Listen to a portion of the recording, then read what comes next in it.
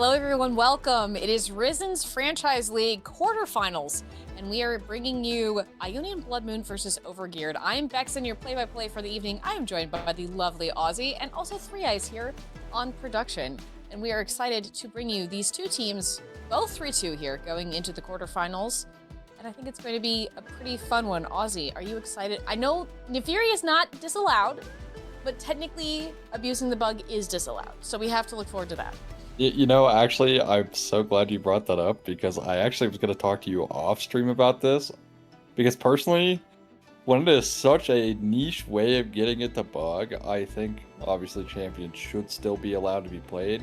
Because then it's very obvious when you know someone is trying to abuse the bug, because they're very, this is a very niche thing. Like, are you ever going to build, like, Zeke's on the Fury? No, you aren't, right? To get the, Anyways, if you're unfamiliar with the bug, it did recently come out. Griffin HQ on Twitter posted a video describing that Nefiri's W is coded as an ultimate ability.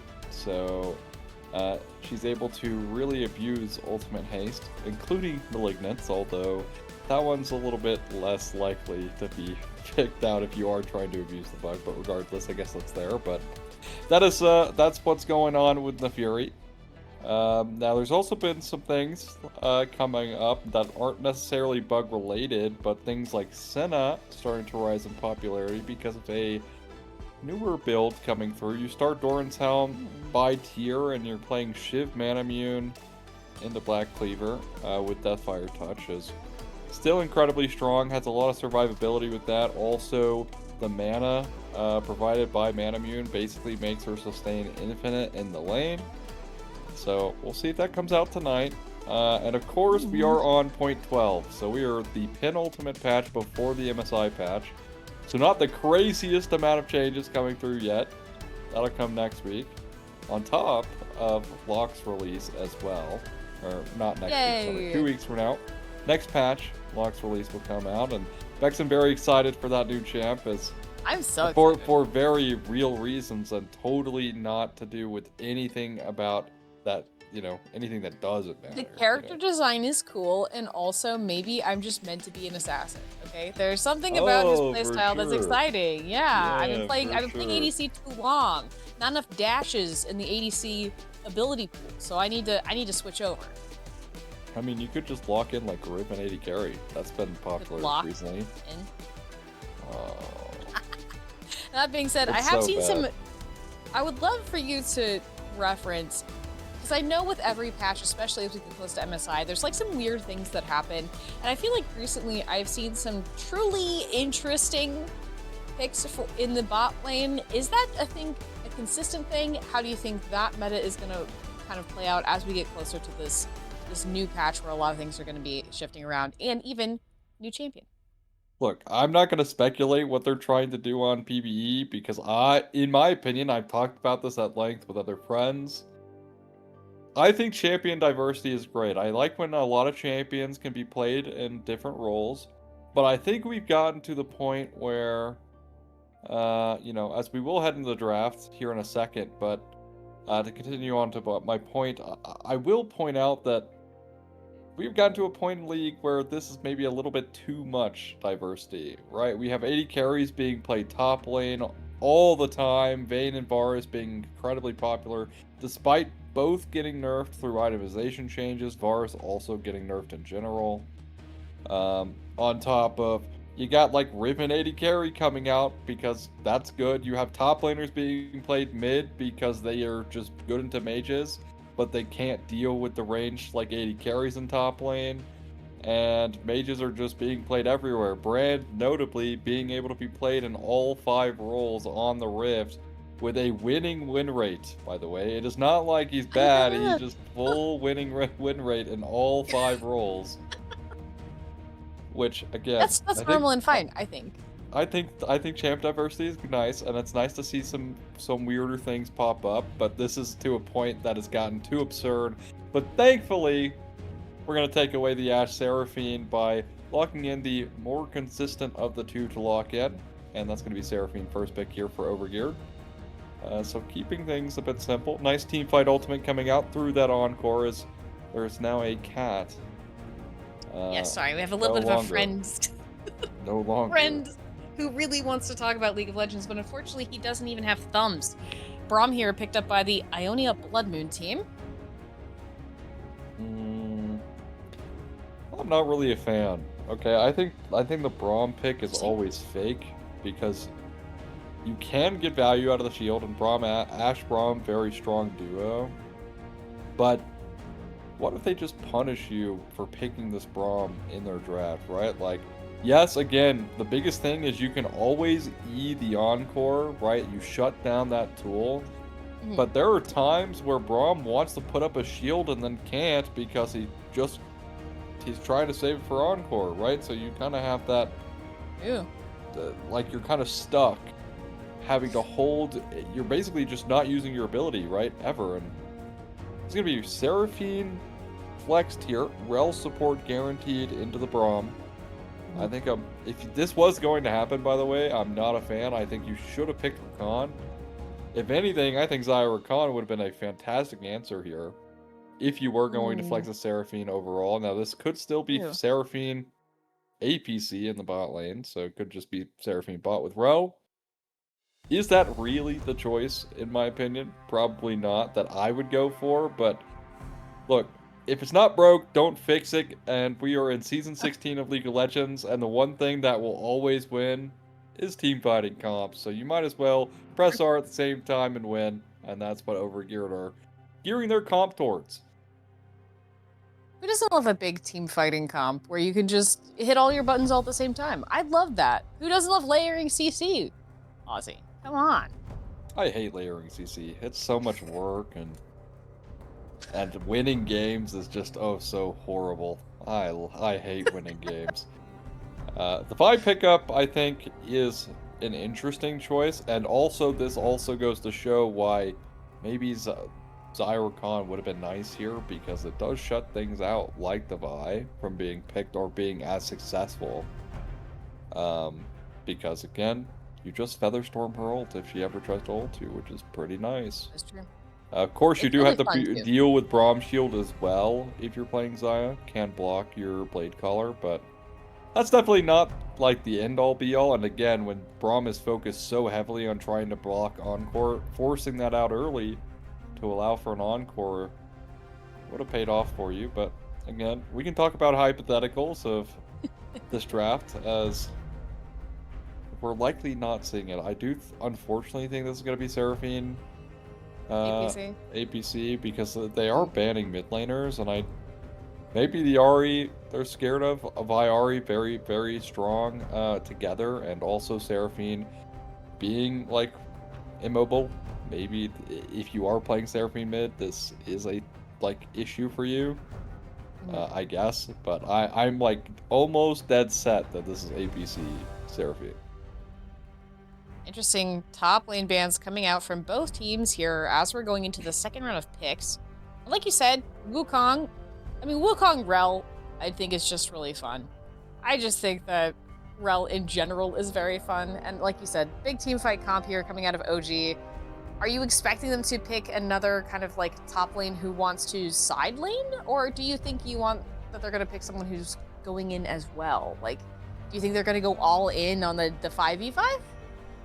No I mean, pick you might here as well. for Ionian Blood Moon. You so I'm need assuming damage. we will hear from production soon exactly Yeah. what that is. Yeah. We need damage, I think, if we're OG. Like, you don't really have a lot. Like, Seraphine can do some damage. Wukong, of course, not necessarily the worst at doing damage, but for me, you need a hard damage dealer here, whether this is going to be your mid laner or your AD carry pick here as well to try and fix that. But that does not help, but mind you, that literally does not help. Although Shin as a counter pick into Vi has been something that's been played around even in the pro level. Majority of the time it's actually being played Shin jungle, but regardless, it doesn't matter. We did get confirmation that the invisible pick here for Ionia Blood Moon is Ornn. Well, we got 2 tanks in the top lane, so of course, why not? And yeah, so the damage thing I was talking about, especially into an Ornn, our real damage dealer here are both mages, and both mages are playing with a Wukong, which means this Wukong gets almost no value out of his armor shred outside of his own abilities in this game. I think OG might have just outdrafted themselves in this one because they were dead set on like separating Ashe Seraphine, and now Caston as the lock-in. I think it's a really hard lane for Caston to play into, and Anivia incredibly oppressive. But we'll see how it does. I think some interesting looks here overall for both teams. I unfortunately think OG kind of sold. I think they needed a hard damage dealer here, and I think Orin just completely doesn't care about their team whatsoever. But if this Wukong could get a lead, if the Wukong could get a lead, start snowballing, maybe that's their win condition here for OG. Yeah. And because again, like with Shen doesn't do, he's kind of doing split damage, right? His Q does split damage, so itemizing MR is not bad for the Ornn early, even though it gets like less value if this was like a, I don't know, a literal magic top laner. It does still get value this game, even if it's like half, right? Even if it's half the value, it's still nice, I think, for the Ornn. Ionia Blood Moon now. I will say, kind of needing to find some picks, I think, in the mid game, because I think the weakest point for them will be their mid game this game. Ashe kind of has that trough in the mid game where she's not really doing a whole lot. Kassadin kind of needs to wait till level 11. You need to look at like the, Mirror Mana spike, which is usually what's happening. On top of needing, maybe a second item to get going. So very slow comp from Ionia Blood Moon, but they do have tools to get themselves into a snowballing position. With the Enchanted Crystal Arrow, you have Cease and Desist coming out from the Vi. I just worry that for Ionia Blood Moon, that their lack of mid-game power is just going to net them losing soul early in this game. And that is very hard to overcome if it's a good soul. If it's a good soul. That is true. I am interested to see this Kassadin and Anivia matchup. They're two of the best mid laners in the league right now. And so, at least for me, like you said, that Kassadin's going to have a hell of a time to try to play into this Anivia. It's like, yes, there is this late game kind of timer, right, for Kassadin that I think even Mayo wouldn't.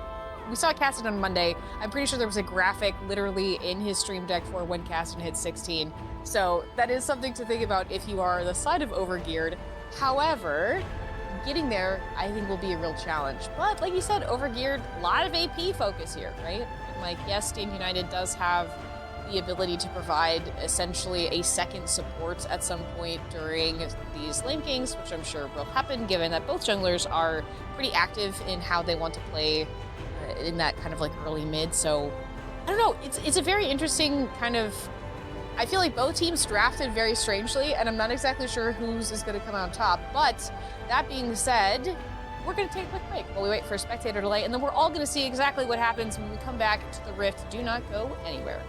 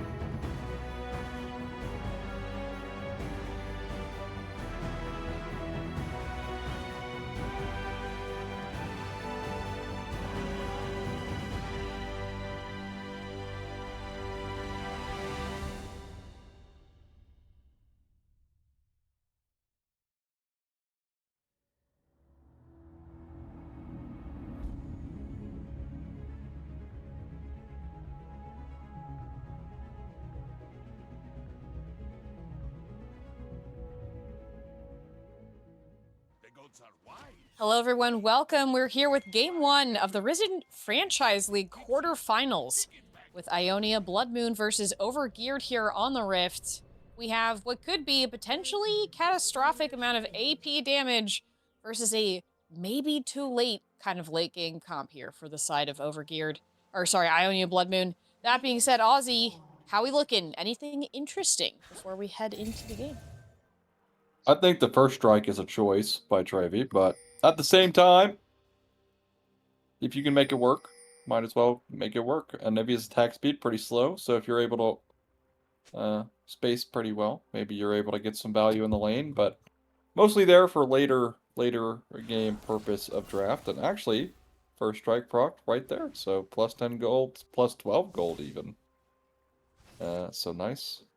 We'll see how this does. Overall, of course, like I said, I think the lane phase is incredibly difficult. You need to play it incredibly well, especially with nothing like fleet footwork. You don't really have like the burst potential of the all-in. Of course, that being the Seraphine APC, and of course with the streamer mode turned on, because of course you need that. You need the streamer mode turned on. But overall, I'm going to say that early game should be expected to be quiet. Double tank top lane, cast it in the mid lane, scalability there. If anything's going to happen, it's gonna happen bot. Of course, lots of CC between these two bot lanes. Between both sides having an absurd amount. And no cleanse. Crucially no cleanse, mind you. Coming through for either side. Which is interesting, right? I'm kind of baffled by that. I mean, between the Seraphine and also, you know, the Rel included. Well, not really the Rel, but mostly the Seraphine and then also the Ashe. It's interesting. Arsenal going unstoppable here in the top lane. Two big beefy people beating up each other in the top lane. I mean, Shin is not like that beefy, to be honest. He's kind of like, I don't know. Ninja. I just kind of assume ninjas are just kind of, you know. He's definitely like skinnier than Zen. Stun coming in onto Captain Milkbeard. Both bot lane about even here in terms of CS. Not a lot of lane pressure even really significantly for either side. Nice back cancel. Very annoying back cancel, actually. That was a very necessary base. Yeah. And well, not happy with that for sure. Now forced to stay. Yeah, I was about to say if you back, this is losing the entirety of this half a wave. So unfortunate base cancel there. Arsenal, of course, on the Ornn, playing with the Gundam skin actually. So we'll see how that performs, I suppose, later on in this match. As unfortunately, the Ornn is piloted by a single pilot, aka Arsenal here. As now Fafnir getting a nice trade. That is the good thing about Shen in this matchup, is for the most part you get to trade pretty well into the Ornn. But again, I talked about the optimization for Ornn. I already see a Ruby Crystal. So if this ends up being Heartsteel, so help me God, there is going to be words. I do believe you. There will be words said. Ward spot out here. Mazo in the top lane, attempting for a gank to help Arsenal out a little bit. Not gonna find anything here. Nice ward in that tri-bush there. For a Fafnir fan. Is so far this mid lane going kind of the way you expected, with about a 20 CS difference between this Cascade and this 100%. Yeah. Ooh, nice stun by David Edge here. I'm shocked First Strike has even been procced a single time. That's where I'm at. Dang. Okay. Interesting. Arsenal, unstoppable. I keep expecting them to go all in on each other in the top lane. So far, no, which I think is really the more accurate way to play that. But I just keep getting so excited. I've seen so much blood in the top lane recently because it feels like there's more fighting, but it could also be just because Doran's is a bit of a fight fest. All right. Well, at the moment, it's not looking like it is going to be Heartsteel Orange, so we're good. Yeah, nice stun here. Coming on for Captain Milkbeard. The shield was procced, and it does look like Wukong was hovering here in the bot side to make sure they can't push anything in. I'm not exactly sure if Boltfont knows, though. Nice slow with the volley. But Seraphine is pretty healthy, and that is, in fact, Boltfont on that that is, in fact, Zen, the second Zen, on that Well, Seraphine. Well, you know, I appreciate the flash over the stun, but it is casted. So you don't really have the best follow-up, as it turns up. Turns out, I suppose. As what I'm looking for is that does, in fact, not result in anything. Not even a flash forced out, no egg forced out, and, well, we might get egg now. Yeah, Travy is on top. Manages to pop the egg, but Zen is here and is able to get damage, but does not get the kill, crucially, in the mid lane fight. Flashed in for that. Travy with, I swear, about 10 health here.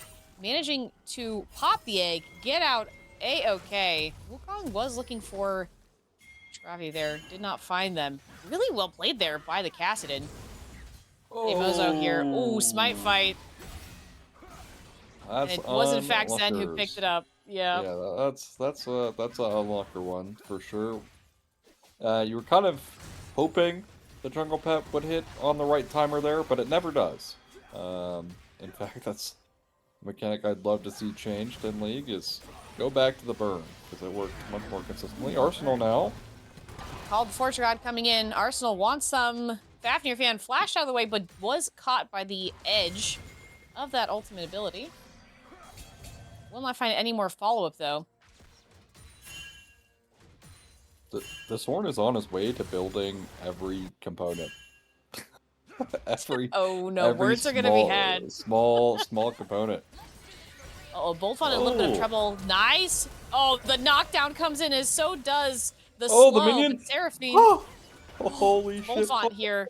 Oh, but just got caught on the edge of that high note. Does go down there. First blood. 7 minutes here for the side of OG. Boltfont very nearly got away with that.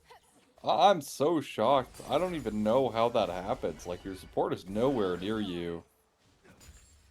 And you still die burning both Flash and Ghost, and could have flashed the initial engage as well. But none of that happens. Literally nothing that could have gone right went right, unfortunately. And it goes down. Even wasted the pot, because, of course, ultimately did fall victim. So, as now Travy in the mid lane. Yeah, so this looked like a nice matchup to you. I think this looked like a great matchup, honestly. It looks like pain. I'm not gonna lie. Granted, I don't play mid, as we've discussed, which is why Locke would be really fun for me to just go ahead and pick up a new lane here with a new champion. Arsenal getting the push in here onto Fafnir fan. I'm gonna make sure they don't release that champ specifically because of you. Just make sure. Because of me. That's fair. Just to spite me specifically. You heard it here first. Sorry, there's no new champ this year. That's it. My dad owns Riot, and he will be hearing from me. Zen here does find Travy. Have to be careful. The clone was used. Ultimately, nothing really coming of that particular engage, but it was a bit spooky. I think if I was Travy, I'd be a bit scared of that, personally. Well, yeah. Yeah, I would be too. Alright. Now, no Drake has been started up. We're about 10 minutes in here. Like I said, if anything was going to happen, it was going to happen bot lane. And I was correct. Of course, first blood happening a bit earlier. Going over towards the Seraphine here for Overgeared, who I'm sure we're happy with that. But now Zen forced off the dragon, as that was the first real attempt so far at maybe getting that Drake. Now, of course, with Kassadin, your Q is a micro silence, so you're actually able to cancel out a Nivea ult every single time when you have Q up, of course. So that's nice, but again, the early game woes of this champ will continue. Although, if anything, the CS lead has not grown for the Nivea, so that's nice. That is true. Yeah. Ornn here. Does kind of make up for a little bit in terms of a CS leader there in the top side. It does look like Damazo may have this dragon, but is also pushed off. Neither team really able to commit to being in this bot side river. And it does look like, with a nice leash from the side of IBM, OG will take this first dragon. Well. First Drake going over 10 minutes in Arsenal. All in it. Yeah, Arsenal going all in here. Does proc the call of the Forge God. Gets the second hit there onto Fafnir fan. Not going to commit to a kill, though. Both top laners just doing what they do best. Being menaces. Also, well, there's lots of cats all around. Oh, Travy here. Wanting to get a bit of a snipe, and so is Dame. They really want this kill on this top side. Fafnir fan goes down. Cassidon picking up the kill, which is needed, I feel like, for this champion so far. Travy needs a little bit of boost to the gold. Boldfawn is so far away from Captain Milkbird. Shattering Strike comes down. So does the root from Seraphine. They are chased off by Braum, but quite a bit of damage there done. Once again, Boldfawn's just really far away from their support. Yeah. Of course, this can be a hard lane for the Ashe. Immobile. Oh, fantastic Shattering Strike into an Encore, into the root from the Seraphine. Well, beautiful. Beautiful. Well played. They didn't even need Fafnir fan there. They said, we don't actually need Stand United. We got this all on our own. But fantastic play from all three members here of OG, getting a double kill in the bot side. I mean, the most well-played factor of that play is it's the flash Shattering Strike coming in from David to prevent the Braum from getting the shield up at all. So Encore hits both, and that's even more CC layering, and of course, Fafnir for the moral support showing up right at the end there. And claiming a kill. For the top lane. Yeah. Claiming a kill for himself, though, so he'll have that going into his matchup here. So Arsenal now going for it again. Forge God coming in once again. Both do hit Fafnir fan. Arsenal, though, has to be careful. Will he be able to get the brittle proc off onto this Shen? Is instead leaving. Does manage to get the knock-up onto the Shen. But Zen is here, and so is David Edge. They said, we don't think so. We're going to keep our Shen alive this time. Let it stack up. Nice Shattering Strike. Nice knock-up as well from Arsenal. No shot, he's still alive! Cyclone was popped, and or lived for so long. Arsenal have cease and desist there used onto Zen. It is the correct copy. Messed up but they're going to get away. David Edge playing with a knife's edge here on this Rel. Nice stun from Damazo. The taunt does land, though, from the Shen. Are they going to be able to get away with it? I don't even know. The Vi does finally take down the Shen, but may die to the... just barely manages to get the kill onto the Rel. Again, the smallest margins of health here are making all of the difference in these fights. Travy did rotate up here to try and help in the top side. Caston loves this gold, but wow, what an incredible prolonged play. This top side. I mean, it was really messy on, like, killing Arsenal there. Like, very messy. But also on the opposite side, you know, Damazo kind of messes up the Vi combo there. Should have been guaranteed kill off of that, but leads with the E and immediately, so doesn't have that as an auto reset. And actually that extra one would have net another kill earlier on, but again, doesn't matter. Picks up both kills regardless, or at least gets 2 kills there no matter what. And nice little play overall for Ionia Blood Moon, who I think are desperately in need of good plays because this bot lane is bleeding hard. Absolutely. All in once again here on the top side. No ultimates available, though Call of the Forge God has come up, and there it is. Fafnir fan does manage to get the shield down. Arsenal has to get out there. They just get each other about to this level of HP, and they both have to wait. No, nice taunt there! Sorry, I got so excited I stumbled over my own words. Fafnir fan getting the taunt onto Ornn there under their own tower. And so I stumbled over my words. A lot of the same sound there. But nice kill there for the Shen in the top side 1v1. Yeah, really nice pull there by the Anivia. Travy have to be careful. Minions do still do damage. No. I've got all the junglers and everyone else's bot side. They're just like little homunculi around the map. They don't really do anything. Yeah. Decent Ooh. assist there used onto the Rel. As does the slow from the Braum. The Magnusword comes in. Ash having to flash away. Glacial Fissure does hit all three, but Braum has to leave. The taunt is good. Onto the Vi. Oh, Arn is here Triple to try and knockup. provide a little bit of backup, though. The volley comes down. The damage is pretty great. Nice stun onto the Rel. There is a kill available for Boltfont, but they go down immediately after. Trevi is here slowly walking into this fight, followed by the Anivia, but Arsenal may have to leave. The load isn't going to be enough, and the taunt is just so good from the Shen. Trevi going down as well. It is a 4-for-1 here in this bot side fight. Oh, that is so bad for Ionia Blood Moon. The Ashe is already bleeding, right? And I think, like, the Ashe was already out. I think you could sacrifice your support, but they continue to try and go, even though Arsenal doesn't have ult. And Arsenal does hit a nice triple man knockup. But even that does not even give them a remotely fighting chance in the fight, which is insane to think about. This Ashe is simply just way too far behind. And I just...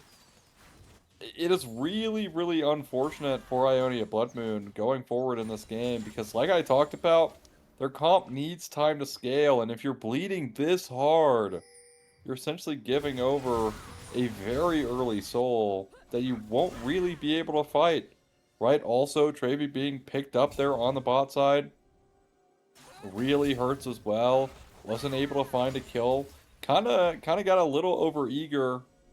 And of course, excellently played. David Edge as well on the Rel has been doing phenomenal work here. 7 out of 9 100%. KP. And the CC, especially there, was able to get a 2-man Shattering Strike. Max range hitting, I think it was Bold Font there. So really well played. And the Rel has been paying off for them extremely in game number 1. Yeah, really well played by David's Edge. Speaking of, they are here. Both supports have room topside. Fafnir fan does get slowed by the Braum Q. But I'm not exactly sure what they want to do. The mid lane has rotated to the bot lane. Love to see it. Vi is here. Maybe trying to see exactly what they can do with Anivia, but Egg is still available. Yeah, should just be, again, now Castle being a level 11 is pretty nice, and this will be the Muramana variant of the Caston build. So, we will see, ultimately, if this Caston is able to wake up in this game, or if the game is simply just too far gone by the point the Caston could take over. Now, with the amount of CC in this game, right, usually you see Cassidon drafted into, comps that don't really have the most CC. This game, there is a whole lot of it. Now, it's not necessarily the most guaranteed onto something like Cassidon, because it's not point and click. But you got Cyclone, which is guaranteed, basically, to hit if you're melee range. Fafnir here may be in a bit of trouble, but the taunt does land from the Shen, and it's kind of a mess. Not only, the 2-man encore on top of the Magnet Storm, the Cyclone comes in, they are walled out, and unfortunately it meant that the Braum was walled in with them. Fafnir fan does go down. Shut down 2 Bold Fonts. But they did lose 2 in the process. Arsenal, unfortunately, getting caught on the wrong side of that really fantastic Anivia wall. Yeah, I mean, a nice shutdown at least going to Ashe, but... I mean, Bold Font it's not over yet. David Edge, nice Shattering Strike onto Bold Font, but it looks like Vi may be in the most trouble. Has to flash away. The Suns come down. They take tier 1 in the mid here without anyone to stop them. The snowballs are rolling. Yeah, just for the wrong team, I think, overall. If you are Ionia Blood Moon, you really wanted to be in a position to snowball yourself, and I talked about the potential explosion here from Overgeared's comp, right? Because of just how weak Ionia Blood Moon's comp is, and they continue to explode the map as Rift Herald even utilized top lane, does eventually crash into that top lane tier 2, left on just 1 plate's worth of life now left in this top side. Mid lane also having that mid tier 1 taken away opens up the map for Overgear to play around with and abuse their mid game even harder here. Mhm. As now Baron finally spawned in on the Rift, 20 minutes in. Of course, always the Baron timer, unless you're looking at He Who Shall Not Be Named's objective existing during 20 minutes last season. Baron should stay at 20 minutes. That's my take. I don't disagree, but I'm also not in charge of anything. You know, this just in. Riot, put me in charge. I have great ideas, fantastic ideas, even. Objection. That is just not true. Literally just not true. My fanning Fafnir fan here, but I think the Shen will be okay. Don't think they're terribly afraid of a singular Vi here. Dragon has spawned. I think the Scuttle Crab is very assuredly dead. So Drake, I mean, they can't right. fight this. Like this is the whole point. So in 5 minutes from the Drake going down, so 26-12. Oh, they might. Enchanted Crystal Arrow does land onto the Seraphine, and the Glacial Fissure does as Oh, well. look at But the Maggot Storm onto the back line is just so huge. Oh, the Resurrection comes in. They had to pop the gold. Oh, it's just a mess. Unfortunately, Vi here trying to get away will not be able to get. CC is just so much. Travy here was trying to help from the backside, but just can't bring the damage, and Captain Milkbeard went down as well. Unfortunately for the side of the Ionian Blood Moon, the moon is not full in their favor. They cannot quite layer their CC, and unfortunately, in the face of Overgeared, it just seems like they cannot find their footing. The Stand United pays off big time as well. They try to full send everything, but crucially, right, the damage issue, right, this is a 2-threat comp here where you need Caston to kind of dive with the Vi to do majority of your damage, because the Ashe won't really be able to run through the enemy team to help you kind of dive backline and do damage to backliners. And Travy just wasn't there. Unfortunately, just too late on the teleport. And that entire play dissolves. The Stand United took maybe 100 health out of the shield. And Seraphine was able to walk away from that play essentially completely unscathed. Even though it looked pretty bad. But I think the saddest point here is for Ionia Blood Moon, the way you kind of want to play into Shen is you get a Stand United and then you full send when it's on cooldown. But with how little control Ionia Blood Moon have, the chances they're able to find a target that they're able to kill before that comes up is getting smaller and smaller and smaller in this game. As said, you'll not prove me wrong with that. Yeah. Don't worry. Don't worry. Will not prove me wrong on that. Still has some teammates around, so should not really be an issue. As down Travy against Fafnir, 2 levels down. Yep. I don't know if this is going to work out for them. The Shen here does quite a bit of damage, and unfortunately the Cassidon's not even level 16 yet. Not even to mention the Baron does take the Hex Gate over the Baron Pit. Will get away okay, but that was really spooky there for this mid laner. Not able to even free farm in the side lane.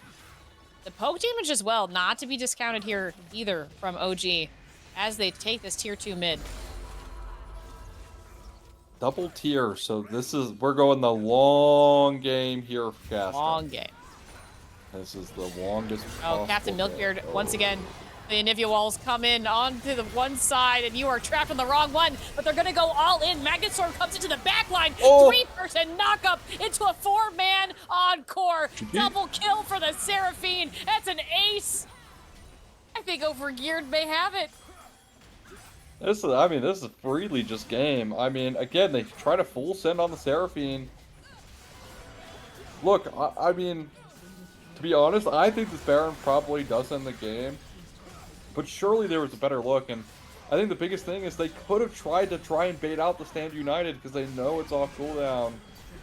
But they, again, get baited into full sending it. And this time they almost, and I mean just barely almost get through the Stand United. They're almost able to take down the Seraphine. Almost. But a sliver. decides this game's end. And that's all that matters, right? Like, the Seraphine lived. And interesting choice, I will say. Trying to pair some, like, weird heavy dive comp, I think, for Ionia Blood Moon, like the cast and answer into the Anivia. I just felt it was too slow, especially now that I don't know this going into the game, because of course you have hindsight here, but because the Ashe just could not lane. True. Like, it's just too slow. You're just gonna get run over. Every single lane is losing. Well, Trevi, I don't think, was doing too bad on the cast stand. How are you didn't even end the game level 16? How are you expected to scale in this game when the game is just so out of your control? Snowballed all the way downhill and made it literally to the bottom before Soul could even have a chance to spawn in. So tough And one it is here. quarterfinals.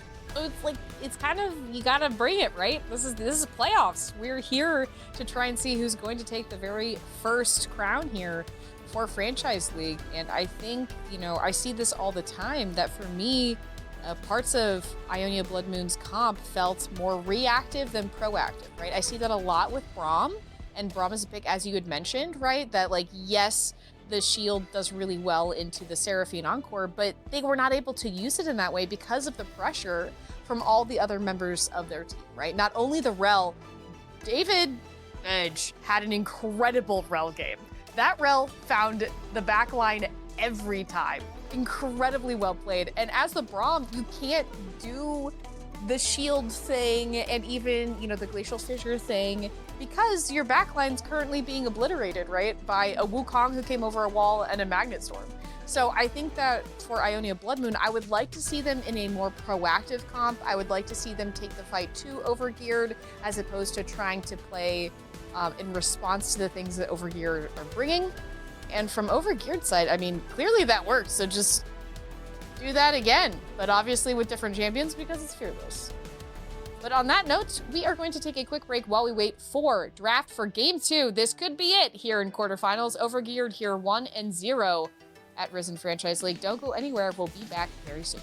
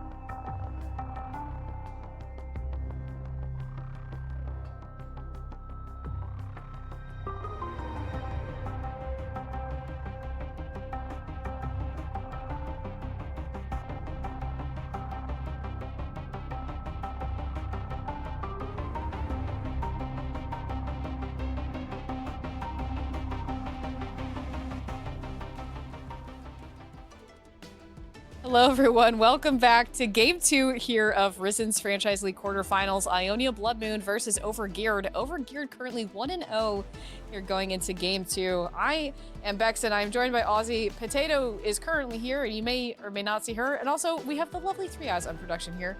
We are very excited to go into Game 2 draft. And as we kind of said before we went to break, Ionia Blood Moon have to fight back here, as it is do or die, and it is quarterfinals. There are no more games to play after today. Yep. So better leave it all out on the table now. Is a pretty dominant one from Overgeared, to be honest, in game number 1.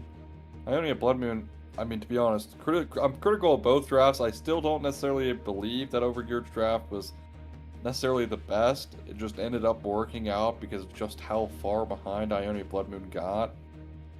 But overall, Overgeared coming out with a nice little 1-0, starting us off nicely in this best of 3 today, quarterfinals, as we'll be Ziggs locked in, so potentially more mage bot lane shenanigans, as in fact the most popular role for Ziggs is in fact in that bot lane, and Xerath as the immediate response, artillery mage versus artillery mage, although Ziggs I guess is more, what would you say? Ziggs is definitely more of like an artillery mage, but he's much shorter ranged, I guess, than Xerath. Yeah, I kind of forget that he's an artillery mage, to be quite honest, even though he quite literally has bombs. But Janna here picked up as well for the Ionia Blood Moon. That could, I'm assuming that that's a Janna support, and I will operate under that assumption for the foreseeable future. What do you think it is other than support? Sometimes Janna goes places where Janna, I don't think, is meant to go. But that being said, I do suspect that the Tornadoes will be in the bot lane. Interesting pick, though, for support. Does that mean that that's a Xerath? I don't know. I have questions. Maokai here picked up as well for Overgeared. I think the biggest tell here as well is Ionia Blood Moon opting to stay on red side, which is a choice, I think. After you get demolished, I think for me, if I was a coach, right, and I have been a coach in the past, if my team is not doing well on one side, like we lost on one side, I'm gonna switch it up, get some change of scenery, you know, because you know that little change, it's just a mental thing, simply a mental thing. You look at like a different part of the map, usually pays off. But Gwen, who did receive some buffs to her kit, both her Q and E got buffed today. Today she got buffed. The Dusk and Dawn rework, mini rework, I guess, kind of affected her a bit too negatively, according to Riot. So they decided to give her a nudge in the right direction. Sejuani being picked here. My goodness, what in the hell are we drafting? I'm sorry, what is going on? Yes, you got Maokai instead, but this could be Maokai support. Ionia Blood Moon, I think, should ban like Trundle. I don't know. I don't know. I genuinely just do not know, because here's where I'm at mentally. While Gwen can be flex jungle, she's also flexible top. So what happens here is if you pick, you know, if you don't ban Trundle here, Overgeared just get to slam Trundle in your face. You got Trundle into Sedge guaranteed. Gwen hopefully gets a good matchup. That's kind of the hope here. Like, I don't know. I'm worried. I'm worried just a little bit about the Sedge pick. Usually we see Maokai Sedge come in later in Fearless. Like, that's kind of like game 4, game 5 kind of scenario. And it will be the Yone Sedge pairing. At the very least, they do have something going for them. They did finally net something. But this does mean it's Janna Xerath bot lane, which is, we are getting a lot of usage out of that AD that she does give when she shields someone. That is getting a lot of value with Xerath, who is very well known for enjoying AD as a champion. And it's going to be Sion in the top lane, so no Trundle whatsoever, not even a concern here for Ionia Blood Moon, thanks to the Sion lock-in. Unless the Sion mid, which is an option as well. I don't know. I just why try to predict anything? These teams are gonna pick whatever they want. It doesn't matter. There's literally no reason. And Tristana also got a buff. Nah, look. She got a buff to her AD growth, and they basically, for a majority of the, well, her mana values are now 15 off at each rank. So each individual rank costs 15 less mana. And one, they are trying to kind of push back like some of the mid lane AD carry potential. So like Tristana and Tristana and Tristana, because they didn't touch any other champ in that way. And it will be the Akali, so could be Yone top, Akali mid. It could be Akali top into Sion. I don't know, but IBM's comp I'm not a fan of. I'll just flat out say it. I'm not a fan of it. I don't like it. I do think that Sedge Yone could get some things done. I think Akali Sedge could get some things done, but I hate Xerath Janna. Like we had an infinite amount of things we could have picked instead of this. I think the difficulty for Ziggs in this game is going to not be dying to Sedge Yone Akali. That'll be pretty hard. Tristana, in theory, should be pretty safe because you have Rocket Jump. Maokai could be a pain for the Akali to deal with because point and click W. Man, what drafts today? Truly the pinnacle of draft theory.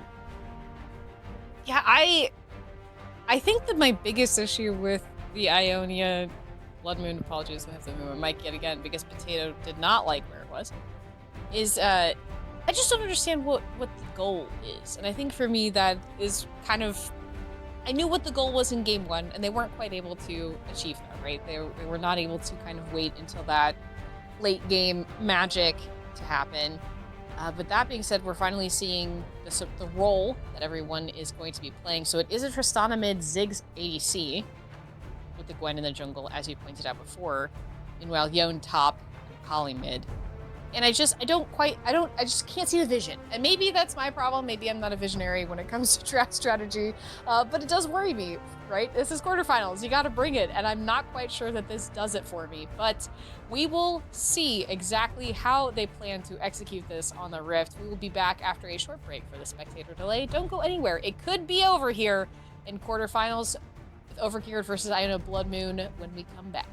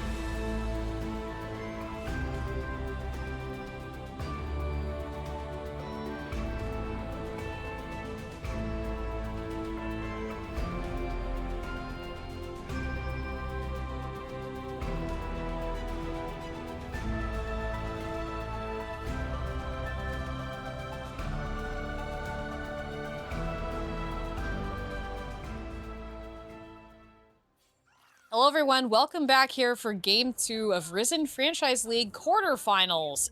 Overgeared versus Ionia Blood Moon. As we were talking between break, I have concerns. I have lots of questions, and I guess we'll see exactly how they play out here, especially for Ionia's composition. Granted, there could be secret tech that I am just unaware of, but we were discussing favorite Disney movies before we started the game, so if you're in chat, tell us what yours is. I still think mine's correct. But that being said, it's all subjective. Yeah, yours is definitely unpopular, I would say. Which is crazy. I think everyone go watch Treasure Planet. Go indulge in some fantastic story lines and fantastic animation while we watch here after game 2, right? Here after the series, but that being said, nice cue there from the Scion in the top lane. I do suspect this will be a similarly slow game to start, though I could be wrong. David's Edge immediately going in here onto Captain Milkbeard. Level 1 pressure. Love to see it. Love watching people throw hands early into a game. I hate when people throw hands early in the game because it literally happens all the time in Immortal and AML. Like, it happens way too often. They just throw hands to have fun and see who has better hands. That's literally it. And then they lose. And I get to talk about stuff, Ozzy, and that's what's important. Yeah, but it's, you know, from my position, like, as a color caster, I want to be able to talk, and I can't if they're just brawling 24/7. That's fair. Arsenal here going in and on to Fafnir Fan. Did get the Q canceled. Travey going so low there with a bomb from Tristana's Dragon in the mid lane. To be clear, it's a skin, not a literal dragon, obviously. But feel the need to clarify. What do you mean? I do love the alien mount. It is a literal dragon. It is. It's a dragon. Yeah. Dragon trainer Tristana. He's carrying around a dragon as a weapon. I mean, who wouldn't want to do that, right? Goals. I feel like there's like some ethics. I feel like there's like an ethics problem with this. For a fantasy creature, maybe. Arsenal here, waiting in the bush for Fafnir Fan to walk up. Doing exactly just that. The Q did manage to land barely, if I recall correctly. Fafnir Fan going pretty low here. Has to be careful. Arsenal really wants to throw hands. Nice dodge out of the Q, but did have to flash for it. David Edge here going on to Captain Milkbeard. Did get the knockback onto the Janna, but now has to run away from Bold Font. I wonder how severe the weather's going to be. Captain Milkbeard will tell us. Arsenal going under the tower. Trying to get the kill. Took a tower shot. Did not get the kill onto Fafnir Fan. Trying to stop this back as well. Will it be a third time's the charm for stopping the back and getting the kill? Doesn't look like they want to tempt it. Will let the Scion finally back. It's very kind. I really wish that they may as well just straight up skip the Krugs and try to go for this dive top. Getting your Yone ahead this game, I think, would be a nice little boon for you in this game. Although, Ops not to goes to the Krugs. Although Arsenal burning flash for literally nothing does hurt, I suppose. But at the end of the day, still pretty even game here as the Tristana will, of course, press the lead. As, you know, Travey was in a hard matchup last game, and a hard matchup this game as well. But should have nice solo kill pressure on the Akali once level 6 ticks up. So once that happens, ticks over to level 6, solo kills might be coming in big time for Travey. That would definitely be fun. Love to see a perfect execution. Q does land on the top. Oh, Captain Milkbeard is cut out. Gets knocked back by David Edge. Has to flash away. The tornado will not save them. David Edge picking up first blood here in the bot side. And fortunate positioning there from Captain Milkbeard. Now, Boldfont needs to be careful. I think they'll be okay and able to get away. But really rough timing there. Arsenal, though, is the Fate Seal trying to go in here onto Fafnir fan. Just barely, I think, manages to get out of the way of that Q, or just took the bare edge of it. Nothing really occurring much from there in the top side. Soul is unbound, though. He can get another turret shot. Trevi here does have 6. Tristana needs to be careful here in the spot side. Early game Drake making its way over for overgeared, as makes sense. Bot lane being able to kill Captain Milkbeard. I mean, massive position blunder for sure from Captain Milkbeard. As mages trading back and forth, both of them at the same exact HP threshold. So Trevi here on top of XSA. They need to be very careful. Tristana needs to get some distance here. There were 3 there in that mid lane. Janna rumming up, as well as the Sejuani rumming down now with the support. Well, the damage for Akali will always be there, so that's nice into something like the Tristana. Also, this is going to be the Collector variant of Tristana, which I'm really not happy with. Yes, you can kind of bully out something like the Akali a little bit better as rocket jump forward. Yeah. Let's actually force the exhaust out, so that's nice. But at the same time, lethality gets much less value, you know, when armor starts being built, and when you're playing against mid laners who get upgraded boots, and with how strong plated steel caps is overall as a purchase, it really devalues purchases like Collector First Item. But if you can start snowballing with it, that's the advantage. So, kind of a higher risk, maybe middle reward, medium reward here, I guess, for the Tristana. We'll see if it pays off. Unstoppable Onslaught was used there in the top side. Meanwhile, Fate Unsealed just popped here by Fafnir fan. Or sorry, by Arsenal, trying to get a hold of Fafnir fan, taking a lot of damage from the Scion. In the meantime, does just barely get out of the way of that empowered Q. Meanwhile, on the bot side, Captain Milkbeard once again getting caught out. David's Edge yoinking them back into the Ziggs, but it's not going to be enough. The bomb did not kill, but David's Edge did. Picking up a second kill here onto the support. Bolzon on the hunt. Oh, no way! Trying to get to Maokai, but the Maokai has fancier feet. Double kill for David's Edge in the bot side.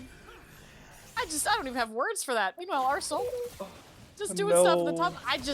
I wish we had a replay of that. Mazo here in the mid lane. Tristana able to rocket jump away. Just A-okay. The Yone is in trouble. The flash is going to seal the deal. Fafnir fan picking up a kill onto the Yone in the top side. The benefit, I want to see that again. I need to see that again. The benefit of playing Xerath, Trevi is going to take this. Oh, really nice scout there, actually. Doesn't overcommit. And the David Edge there is... Well, the benefit of playing Xerath is you have good range. Now, when you flash basically into melee range of Maokai, you mitigate the advantage your champion has in scenarios like that. And you get exactly what you just got right there. You get completely punished. Completely punished. Oh man, what a disaster for the bot lane of Ionia Blood Moon. That's 3 deaths now. 3 of the 4, 75%. Yes, I can do math. Coming through from the bot lane of Ionia Blood Moon. And David's Edge is on a tear. I gotta give the support some love. Good lord. Nice stun there onto Arsenal. Needs to be a little bit careful. Sejuani was there briefly, but is backing. So they will not have that backup. Why Janna Xerath? Why Janna Xerath? I don't have answers, unfortunately, Ozzy, but I do know that there will be more fights happening.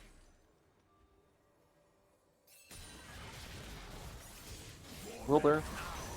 There will be. The fate has been sealed. Fafnir fan is fine. Manages. Arsenal on the chase, though, is putting out quite a bit of damage here onto the Scion, who did use Unstoppable Onslaught just to get a knockup onto the Yone to get away. Oh, they stayed. Fafnir fan stayed. That is a bit scary. They do have that shield, which is nice. I guess Scion can kind of do what Scion wants.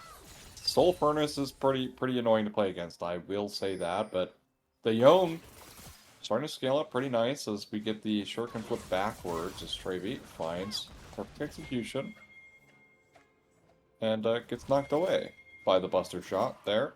So far, killless mid lane. Considering how volatile both of these champions can be, very interesting that neither has been able to be felled just yet in this match. As will be Drake number 2 guaranteed over towards OG is now Ziggs poke doing about half of Janus health bar from 1Q. It's not looking great. Not looking great. No, top lane is fighting once again. You know what's interesting? I haven't really seen either jungler so far. That being said, Damazo here, headed up to the top lane. I take that back. Damazo was in the mid lane there for an earlier fight. I apologize to the Sejuani. Haven't really seen Zen here on this Gwen in a gank capacity yet. Though obviously picking up jungle objectives is extremely important if you are the jungler. Well, pretty quiet. Pretty quiet besides disasters happening in bot lane so far. For Ionia Blood Moon. In fact, I'd say pretty disastrous for everyone other than David Edge. To be honest, 3 kills on the mount copy. True. Kind of chilling. Now, Bork being worked on here by Arsenal should be able to chew through this Scion soon when that's completed. But for now, some struggles for sure, as Scion can be pretty big of a bully in the lane. Is nice sidestep. Zen may be in trouble as well. Yeah. Arsenal here fighting with Fafnir fan, but it's Zen here who has to pop the needlework to try and get out okay. The Tristana is here. The fate is sealed though in the top side, picking up a kill onto Fafnir fan. Meanwhile, Zen and Tristana trying to get away. Fantastic play. Tristana getting the kill there onto Trevi with the bomb. Damazo has to flee.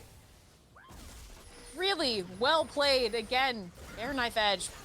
Nature's Grasp here is popped. Captain Milkbeard just gets absolutely obliterated by the Ziggs. Finally, the ADC picking up a kill. David's Edge did have to walk away. I did notice that. I think that there was, has to make sure that the ADC gets the kill there in the bot side. Want to put some money in the Ziggs pocket. I mean, it's 6-1 here, 13 minutes into this game. Already not looking great for the side of Ionian Blood Moon. Definitely not.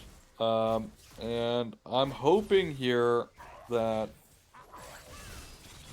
for Ionia Blood Moon, they can maybe utilize the strength of Yone into the Scion to maybe kind of pivot their way into some mid-game fights. But as it stands right now, first tower bot lane being felled by the Ziggs, who's oh so great at getting towers. At 13 minutes. Not ideal. Oh, this Tristana is in trouble, though. Oh, nice. Manages to get away. Yeah. Arsenal here, and a bit of pressure here from Fafnir fan. Yeah, really well played by Tristana to get out of there. A-okay. Arsenal is unstoppable and will be able to get away. Arsenal. Oh, crazy. Alright. Nothing going to happen other than Janik taking 1Q and going down to half HP again. Yeah, not ideal. Definitely not ideal here. Level 6 still, actually, at 14, which is pretty brutal, actually. XP here for the Janna. Not great. Not great, but this is a mid lane tier 1 about to fall as well. Literally one more unattended wave, and this tower's gone. It's going to take the Crystalline Overgrowth and Satchel Charge, and that tower is guaranteed gone. So the power of Ziggs here with the pressure. Arsenal here fighting. I don't even know if I should talk about it at this point. They're just fighting I don't know what's exactly going to come of it. Ziggs here trying to... And there it goes. Just like you said. Tier 1 in the mid lane destroyed by the Ziggs. 2 towers already over to the 6. We're basically, in theory, halfway through the average game time. So, yeah. Yeah. Of course, he gets more towers as the game goes on, right? So him getting 2 towers by 15 is pretty absurd pace for the Ziggs. And I won't lie, I don't think things are going to get any better here, at least for a while.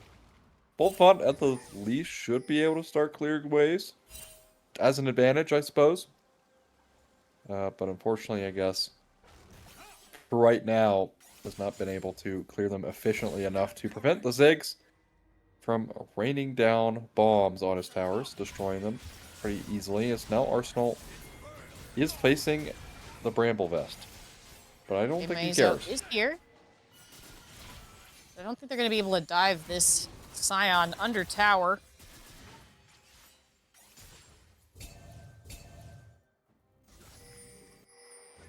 I don't know about this dive. It is Scion. Yeah. But they're going for it. They are going for it. Sejuani is here with Arsenal. The fate isn't sealed for this Scion, and I think it just might be the jungler here picking up the kill. Scion obviously popping the passive. Will be dead for real here in a short second. He flashed in a straight line against Yonel. Ooh, Tristana, though, does find Sejuani. Are they going to be able to get the kill, though? The Ignite comes down onto the Sejuani as well. Zen is here to try and make sure that the kill happens, but they don't even need it. Tristana, Rocket jumping forward, picking up a kill there onto Demazo. Nice little pickup kill there for the Tristana, and I was worried about the Collector, but so far 2-0 now. So hopefully this, again, does pay off and doesn't come back later to be a mistake. And with that Hex Drinker, the solo kill potential here for Travy is much harder. Or I guess much less, because I did say potential. So regardless, Travy won't have an easy time trying to kill this Tristana, barring a pretty egregious mistake, which honestly, in terms of mistakes, Overgeared has not made very many of those in the series as it stands. Now, this would be the cue to completely caster curse this next fight, where everyone just whiffs everything and just dies. That would be that would be something pretty incredible if you could do that. That would truly be a caster curse of all time. Oh, the Tristana jumping onto the other side of the Yone, pushing them into tower and picking up the kill, just barely managing to get on an auto attack. Fantastic kill there onto Arsenal. I'm sorry. Wow. That is criminal. That is genuinely criminal. Oh my goodness. Just barely in range for that auto attack, by the way. And just barely doesn't get, like, if there was one more crit from Arsenal, that's a free kill. Like, that is insane. Insane that even comes through. That is definitely like a mental breaker, I feel like, for most players. As Fafnir now into the Akali will not care about Akali's existence. No sure can stop this war machine or something. I'm sure there's lore there. There is lore. He's wearing the helmet as a jaw piece of Jarvan 3. Interesting. Okay. How does that affect his which, ability by the way, to I think got retconned. Oh. Well, that's tragic. That's kind of cool. I think Jarvan the 3rd is still alive. Well, we're going to find out. Someone get Necrod on the phone. Meanwhile, David Edge here is threatening this Yone by sheer presence and aura, I think, at this point. I'll have to watch the Yunara cinematics again with Adicon, because that's when it happens. It's when I'd have to examine when she arrives when she arrives in Demacia. I'd have to re-examine that cinematic again, but regardless, it doesn't really matter. Jarvan the 4th. It doesn't really matter for here, though. There is no Shyvana, or Yunara, or Zahen, or Xin Zhao. That being said, there is a Jaina, and there's a Tristana, and there's an Akali.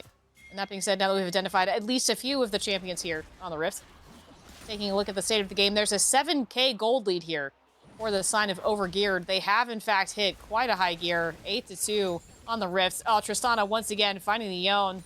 Arsenal can have no peace of mind on this Rift. The power Q was canceled there by Fafnir fan. Kali able to flip away. She's mobile. You know, that's something true. going for her. She is mobile. Yeah, And Juggernauts, typically not mobile. true. Interestingly, the CS lead is quite literally only the jungle at this point. Obviously, Yeah. Killzone was standing. Yeah. Oh. David's Edge here. Nature's Grasp is procced. Who's going to get caught? This is Sejuani walks directly into it. The Glacial Prison does hit. Ziggs is in a lot of trouble. Has to try and get away. Does manage to bounce. Zen is here, but they do go down. Shutdown to the Akali onto that Ziggs. David's Edge here is a little bit miffed about it. Manages to follow up Travy across the wall. Meanwhile, on the other side, Tristana is here, and the damage is being done. Kill onto the Sejuani. Don't think they're going to be able to follow for more, at least not yet. Oh, 1 for 1, not bad. That's a pretty good trade. Fafnir, I mean, this might be another kill. Fafnir fan may be in a bit of trouble along with David's Edge. The Yone is on the hunt. Tristana over the wall, putting some bombs and also doing damage, obviously, with that auto attack. Boltfon on the hunt as well. Nice stun onto the Tristana. The Xerath here coming alive. It does look like Aussie may have, in fact, have Caster Curse Overgeared. It is a 3 kill there. Shutdown. Another shutdown over to Travy. Yeah, massive mistakes and unfortunate as well. The shutdown from the Tristana actually goes over to Captain Milkbeard, which is why I actually knowed. The Caster Curse thing I kind of accepted. That's kind of just my superpower overall. It just always happens. But so if you want me to root for your team, no, you don't. You will literally lose. You will you're guaranteed loss, all right? Anyways. Heard it here first. Overgeared, yeah. So I did talk in draft that the Ziggs could have difficulty dealing with, the Yone, the Akali, right? And we saw it in that, initial fight there. And then it kind of just broke down. Pretty over-aggressive overstay from Overgeared around the mid lane, and they got punished for it big time. And nice soul denial coming through.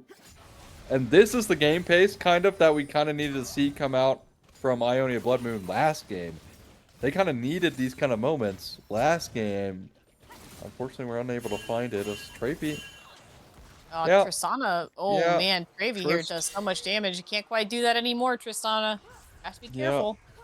The downside of building Hexdrinker as well is you spend so much gold to get this item overall, and you kind of delay other spikes along the way because of it. So it does give you some defensive capability. But like I said, unfortunately, the downside is you do spend so much gold, but in the pocket, there's the IE. Just what they needed now to maybe turn into a potential Baron in the future. Travy here has found Fafnir fan on the spot side. Nature's Grasp just barely catches Bold Font here, and between the needlework and also the damage from the Ziggs, it might be enough. Lots of damage coming in. No kills, though. My color caster has, in fact, returned. I have returned. Yes, I have. Brief recess. Rift Herald has been popped in the mid as well. Bold Font is fine. I'm sure you were very concerned, Ozzy, but they're A-okay. I knew he was out. I literally knew he was out as I disconnected.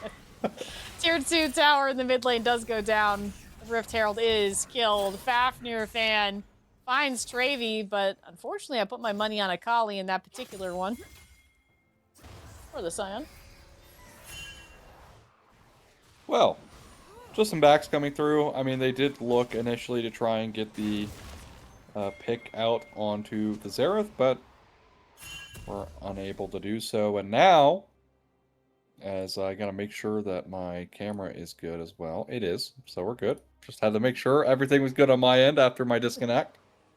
Now we kind of see the lull coming into this game as Overgeared has kind of forced themselves to take their foot off the gas pedal just a little bit thanks to that mistake earlier.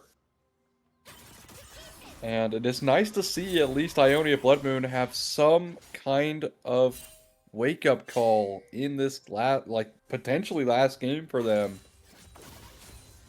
You know, they're gonna have to have a couple more of those moments before we can reasonably say that they're, back into this game. Because right now they're still down 4,000 gold. Right, this Tristana does have an IE in inventory right now, which is incredibly scary. The Ziggs going to do more and more damage as the game goes on. Fafnir, though, the one thing that is true here is he will not have a positive matchup in the side lane against the Yone. So That is true. that is something, I guess, for Ionia Blood Moon, is that will never be positive for him.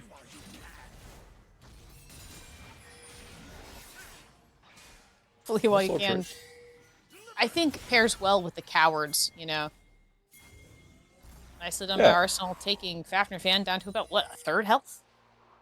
Yeah, their own tower? About a third health, and they're going to go on Demeso here. Oh, they are found out. Nature's Grass comes in to make sure that no one can help them, and the Sejuani does, in fact, go down. The Mega Inferno Bomb was also committed just to make sure that Sejuani would not live. So I do believe that might be a Baron here for the side of OG. Not even a belief, it's guaranteed. Like, you got Gwen damage, you got IE Tristana damage. Look how fast this is going down. First Baron of the game claimed, and if it's anything like last game, the first Baron was the only one they needed to get it done. Will Ionia Blood Moon panic? We're 10 seconds away from Soul as well, spawning into the Rift. Nice trap being laid, though, around this red side jungle. Travy and Arsenal unmarked as it stands. David Edge is going to walk into them. Oh, they missed! Fate Unsealed misses the Tristana. They may be the key there. The Buster Shot kicked them away. Boltfon does go down, but so does the Tristana. And that's so much damage for this team, but it's not going to matter. They chase Travy down. Ziggs picking up a kill there. Captain Milkbeard has to be careful, and so does just Sejuani. Ziggs, though, is less than 50% HP. Even though they do have the fast back, they need that Ziggs there. They cannot back. This is a little bit dangerous here for the side of Overgeared. Captain Milkbeard here looking for an angle. Nice tornado, does hit you. Fafnir fan taking care of that blast cone, making sure there's not going to be any unwanted surprises here for the side of OG, and I do believe that that is, in fact, the Cloud Drake. If the Yone had hit the ult, that was a guaranteed dead Tristana instantly, on top of being able to, both the Akali and the Yone being able to survive to at least do some more things in that fight.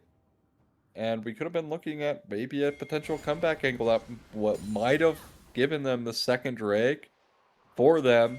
Unfortunately, it's actually Soul now gone over to Overgeared off of a 1-for-2. And yes, the Tristana does mean they don't lose the game, because Tristana is kind of the only way that they're able to actually truly siege. Because of the team fight is now Travy found out. Yeah, Travy is found out, and I don't think the Shroud is going to be able to save them. The bomb comes down, and the Tristana takes so much damage in that engage. They have to immediately back. Travy may have given them a little bit more time, despite being caught out there by 3 members of Overgeared. Does do enough damage to force a little bit of a reset here for this mid laner. Demeso here wants some more. David's Edge trying to provide Ziggs a little bit of room to do this damage to this tower. Yeah, Tristana actually bot lane. Fafnir actually forced, or feels like forced to ult, as Nature's Grass does find Demeso. Yeah. And Demeso may be in trouble. The Mega Inferno Bomb comes in, but it's not enough to get the kill. Gwen is in fact immune, but they have to leave. Boltfont coming in clutch there with the right of the Arcane, saving this tier 2 tower in the top lane. I mean, this Baron was very not great overall. I mean, they basically got nothing out of it, so really unfortunate Baron usage coming through, but at the same time, right, they're still happily in the lead here. 7,000 gold, 7.5. Maybe may But- find Tristan here. But they are caught out here by the take of that Scuttle Crab. The Buster Shot knocks them away. That was a clean kill there for the Tristana onto the Akali. David's Edge is here. They know that there's some members here, so is Fafnir Fan. Looking for a little bit of a fight here in this bot side jungle. David's Edge going into this Sejuani. They're able to get over the wall. Zen on the hunt a little bit here. On this Gwen. Not even the Janna shield in the tower is going to be enough. Nope. Nope. And speaking of, to go back to the Janna point here, what has Janna done this game? Nature's Grass coming in once again. Daymezo taking a lot of that damage on the front side, being locked down by the Maokai. They're pushing into base. They want this inhib. Between Tristana and Ziggs, the order of power is supreme. Both got caught by that tornado. So they will leave, but they do get the inhib. Arsenal on the chase here. Will not be able to continue the follow.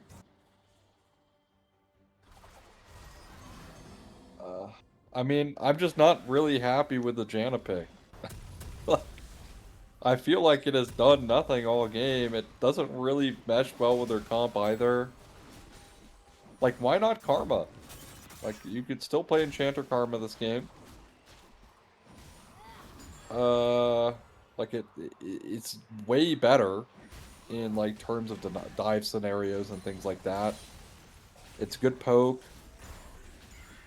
Your tether still stays connected to Maokai, even if he ends up, you know, utilizing his W.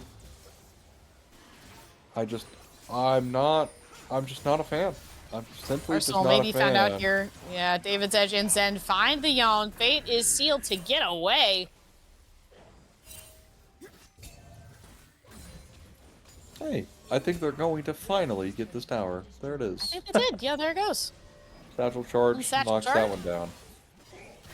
Absolutely.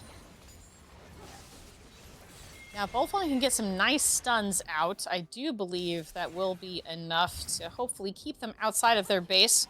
Tier 3 was okay. Right of the Arcane is available. There is a ward in that bush. I don't think they know that, which is kind of funny. Four people in the bush on a ward. That being said, this Baron is absolutely dead on arrival here. Yeah, I mean, the right of the Arcane's gonna come through, but Smite, make sure there's not even a conversation about that, as does continue. Does actually hit someone with the missile. I believe it was Zen, so doesn't care that much. As you can tell by the HP, does not care. But Baron number 2 of this game, 33 minutes in. Can they break through? Is Daymezo Over the wall into 4? And Nice there was tornado. nope, no follow-up. They actually got scared, so that's kind of funny. That looks pretty crazy. But look at this top side. Oh, that's tough. Glacial Prison missing. Oh. It's true. David's Edge here needs to be careful. The Yon going in pretty deep, but was not able to get a kill. Sejuani here being chased by this Gwen. Zen gets a kill. Meanwhile, Tristana on the hunt, picks up Trevi.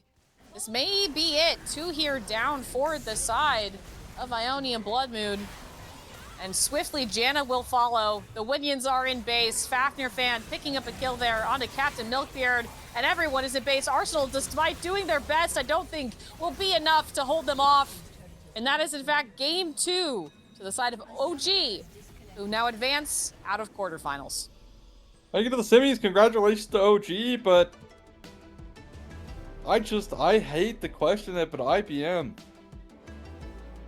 I'm just not happy with it. I'm simply just not happy with it. I thought their drafts were just questionable. The first game, I thought at least there was some way of playing that game. This game, I just don't get it. Why, like the Xerath early pick into Janna support, who the Janna ultimately just literally did nothing all game. there's just infinitely better things I think you could have picked here, but Overgeared proving us wrong with our predictions. True. In fact, hard proving us wrong. Quite literally the best 2-0, possible, yeah. best possible thing. Mhm. And yeah, congrats to them moving on to semifinals. I do think some of their drafts are kind of telling, right? They played double mage bot lane, which is abusable in competitive. That's why it's not so played professionally, because things like Pike are really good into it, right? You don't necessarily bring as much utility as other champions do, like other AD carries, like the Forest, or which did get super nerfed on this patch, by the way. Right. The lethality Varus version, I guess, the poke Varus version, did get nerfed, although does end up hurting all of his build paths, unfortunately. But regardless, is that going to be something that does get looked at by teams future into the playoffs here in semis? Does that get exploited, right? If they make it through semis and they make it to the finals, do the finalists exploit that as well, right? Like, I think you need to kind of give yourself multiple looks, multiple options to try and play, because if you don't, right, it's very easy. Oh, they're going to play mage bot lane. Okay, so it gives teams, right? You got 2 weeks now, maybe, right? Of course, next week will be semis, and then you have to win semis to make the finals. But this is giving teams time to prep for these angles, right? Like, you have time now as the opposing team to prep for these mage bot lanes, because they do look great. They've worked 2 games in a row, and maybe the key factor is getting David off of engaged champs, because my God, Holy cow. runs the map. Just runs the map. David Edge is decidedly my MVP For here sure. for the matchup. You got my vote too. Not even Incredible. close. There's no words I can describe for how incredible that play was. But congratulations to OG. Our condolences here to Ionia Blood Moon. Fantastic run here in the first season of Risen Franchise League. But that being said, I've been Bexon. This has been Aussie. And this has been 3 Eyes on Production. Make sure you check out There's Always More Risen to be had. I do believe that there will be potentially Mythical tomorrow, if not next week. And then Friday is Draft League, and then running it all back to Monday. Dorns and Rylais, and then Bombies and Mashais on Tuesday. So don't go anywhere. Make sure you like, subscribe, all that good stuff. Thanks for joining us here, and have a good evening.